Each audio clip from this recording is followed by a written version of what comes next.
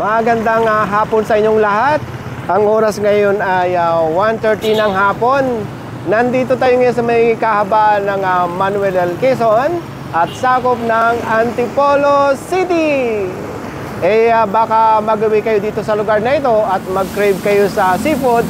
Ito ang tamang lugar para sa inyo dahil mainit-init pa ito. Kabubukas lang nung November 8, 2023. Ayan siya, Angel's Seafood and Grill. Mangilan-ngilan lang dito sa Antipolo ang merong seafood restaurant and grill.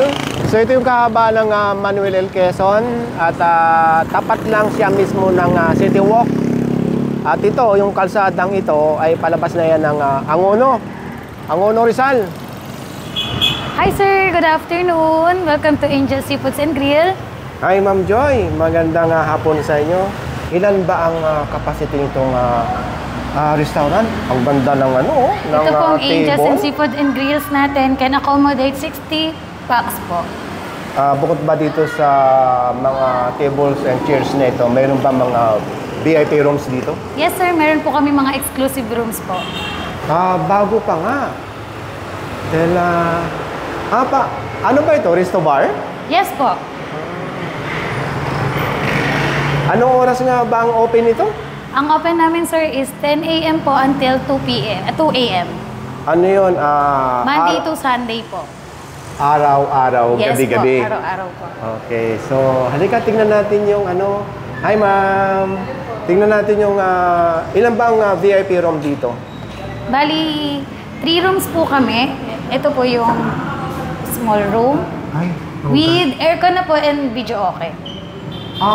yung sa labas, hindi aircon. Yes po. VIP Pag may room? mga meetings po, birthdays. So ano ang dito?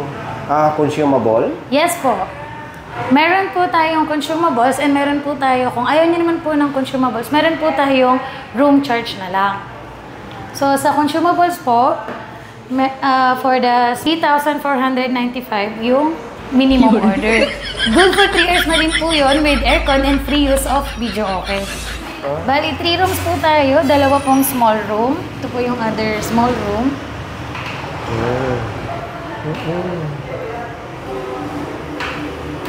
Ganda. Okay dito mga kabayan kung gusto niyo talaga ng talagang yung tago. Dito naman po tayo sa big room. Ito mas pinakamalaki yata ito, ano? Yes po. Ilan bang total capacity nito? Ang capacity po natin, sir, is 10 to 15 packs po. Okay. Sige. Dito ba pagkalimbawang na-consume namin ito, ay meron bang limit na oras? Yes po. 3 hours po. Bali, yung big room po natin is worth 6,999. And yung small room naman po is 4,999. Good for 3 hours na po yun with aircon and free use of video okay. Yeah. May binibigay po kami na grace period na 30 minutes for free po. 30 minutes. Apo. Okay. So, halimbawang mag-extend, magkano? 200 pesos po per hour. Per hour. Yes po. Okay, sige. So, yung mga kabayan, may na-order ka na? Oo. Ilan? Isa pa lang. Isa pala. Order pa tayo ng mga ilan. May nakita ko ditong scallops, tapos yung kailang seafood platter. At ipapakita ko pa yung kailang mga ibang dish sa menu. Madali lang naman itong matagpuan kasi babaybay nyo lang yung kahaba ng Ortigas Avenue, paakyat ng Antipolo, tapos ito yung papunta ng Cathedral. Huwag kayong kakaliwa dyan. Dire-diretso lang kayo. Madadaanan nyo yung Inaris. Inaris sa Coliseum ba yun? Dire-diretso lang ng Sumulong Highway. Madadaanan nyo yung unang traffic light. Lalampasan nyo yun. Tapos yung pangalawa, kakanan kayo doon. Yan ang Manuel L. Quezon Extension. Mga ilang metro lang o 1 kilometro yata, no? Makikita nyo na ito, malalampasan nyo na yung Hypermart SM at mararating nyo na itong City Walk na kung saan katapat lang itong Angel's Seafood and Grill.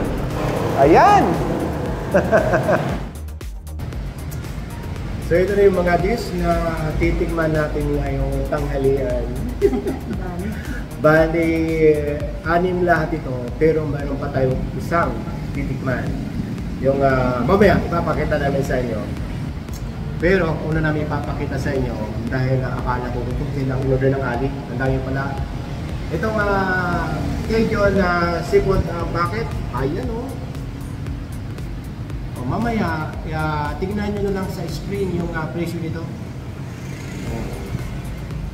Bali, ano siya, alimasag, shrimp. Yung alimasag, iba sa alimango. Yung alimasag, nanguhuli sa dagat. Yung alimango naman, pinaghalong ilog tabang, tubig tabang, saka alat. Tapos, ito yung pinaka-exciting sa lahat dahil makakatikim na naman tayo ng biryani rice. Ito siya. Ilalagay ko lang sa screen ng pangalan dahil ito ay slow cook pork belly biryani rice. Sana tama ang pronunciation ko. Ang pango. So, ibig sabihin, yung toppings niya ay pork. At saka mamaya maglalagay din tayo ng chicken. Oh, yun ang Texas biryani yata. Yung panghuli. Kaya bukod dito sa pork, chicken ang titikman natin mamaya.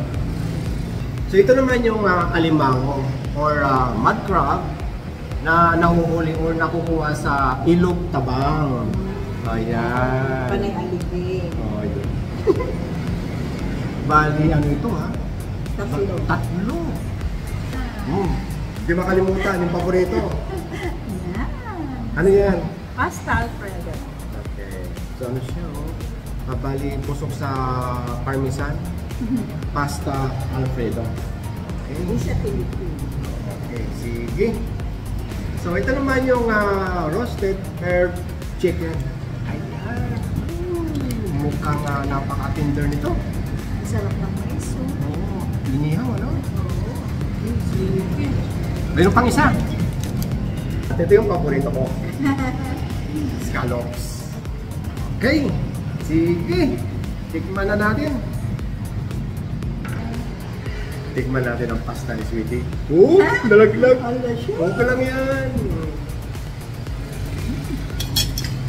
Unang subo. Napaka-creamy. Kaya siya creamy dahil hindi siya malabnaw. So yung lasa ng kailang Alfredo, na-combine yung nag-mix yung alat-alat niya, yung parmesan, saka yung medyo asim-asim niya. So okay yung lasa, yung kombinasyon. Tikman natin ito, scallops. Ang sarap nito sa beer. Meron ba kayong beer? Mayroon daw. Ang sarap ng scallops. Sagana sa cheese. Punong-puno. Lamang-lamang yung yung lasa ng cheese. Tikman natin itong biryani rice. Sweetie. Tikman natin itong pork. Yan. Ay, ang lambot, oh.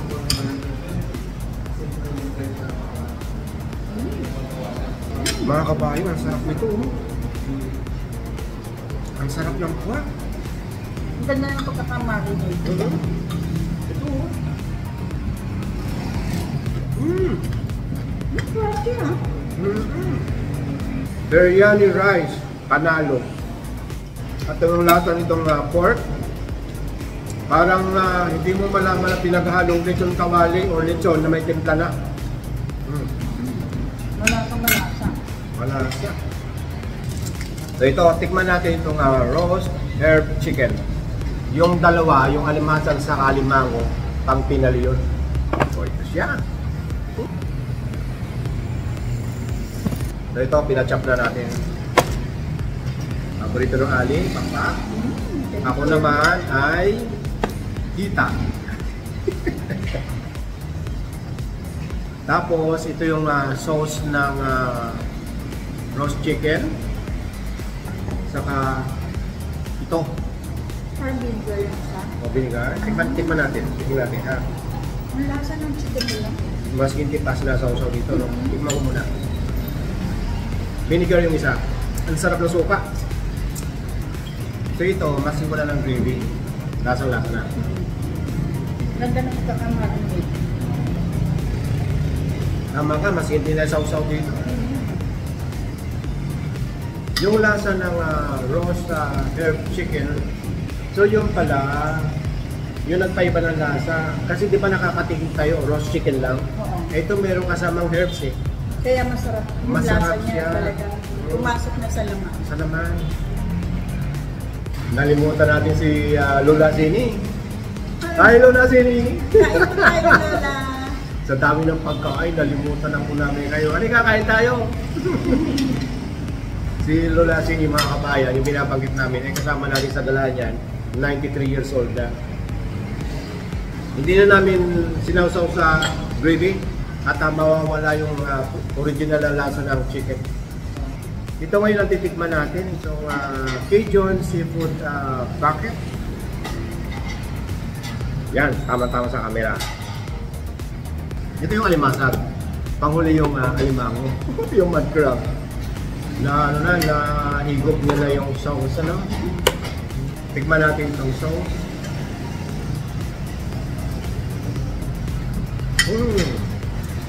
Spicy siya. Ano? Pero pwede nyong sabihin na ilis yung spicy. Yan sabi ko nga kayo na anghangan. Kaya pala. So yung lasa ng sauce nitong Cajun Seafood Bucket, eh tama-tama na lasa. Hindi siya maalat.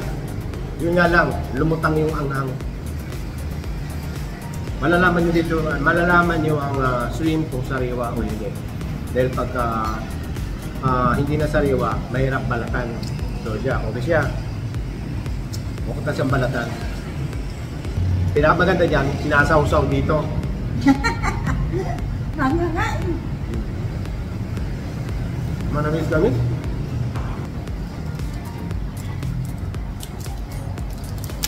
Ayun. Yung crab. Hindi. Yan. Tapos, sasaw-saw natin ulit dito.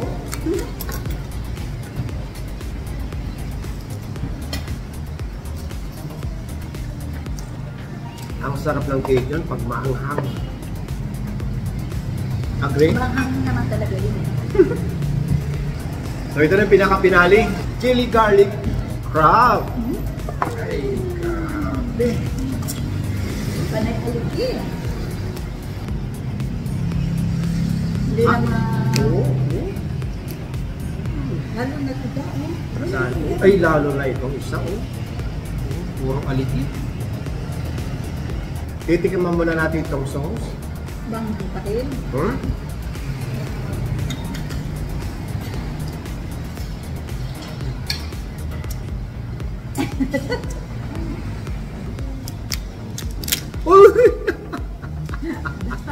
Sumabog. Napaka-juicy. Mamaya na yan. Manamis-namis yung crab. Yung hanggang yan nasa lalamunan ko. Pasensya ka na. Napasobra yung anghang. Kung mo sisihin, sisipang sisihin mo. Sinubrahan. Ang crab naman kasi, sa kaalimasag, depende na lang yan sa klase ng luto. Pagka Cajun or chili garlic crab, ay yun ang lasa. Pero talagang masarap talaga ang crab, mas ganun luto. Saka shrimp. Ngayon, titikman natin yung pinakahuling dish. Itong chicken Texas barbecue and biryani. So ito siya. Diba? Nako yung atsara nila. May atsara eh. Titikman ko yung biryani. Kung yung katulad din ng tawag doon kanina, yung slow cook biryani rice. Ang sarap talaga ng biryani nila. Parang manghut pa rin yung ano. Atsara? Ayan o, dami sili. Chili. Ang sarap. Sarap. Hindi naman masyadong anghang. Ay, Ano na yung dila ko, sunog na sa anghang. Pwede naman magpabawas ng anghang. Sabihin nyo lang, lalo pagka may bata. Ibig sabihin ito ay hindi na roast, barbecue na. Barbecue. Roast pa rin siya pero may barbecue sauce. Okay. So ito siya mga kabayan. Hindi masyado matapang yung pagkalasa ng barbecue. Hindi siya katamisan. Bagay na bagay yung atsara sa biryani rice saka sa chicken.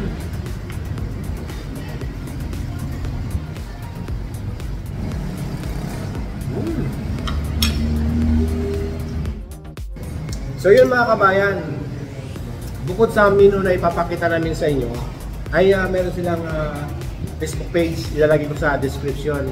Ito nga Angel Seafood and Grill.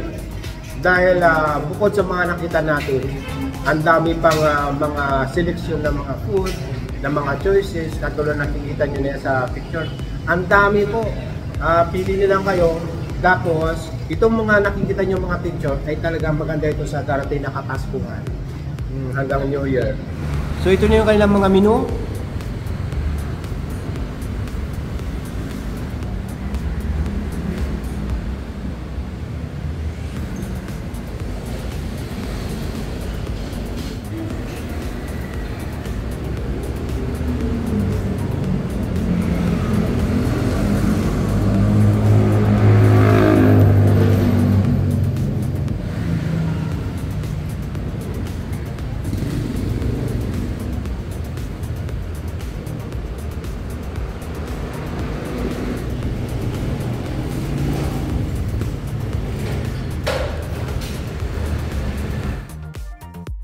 So ito yung mga nakain natin at babayaran.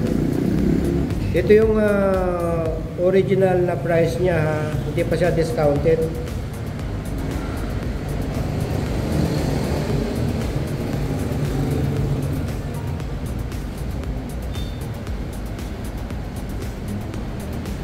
Pagka nabigay ko na yung aking senior card, mababawasan pa yan ng 20%. So ayan. Shoutout portion na tayo. So yun, dito na tayo magsa-shoutout sa Risto. Ay tayo na lang din ang tao rito. Nag-alisa na? Oo. Hello po, Lola! Kamusta po?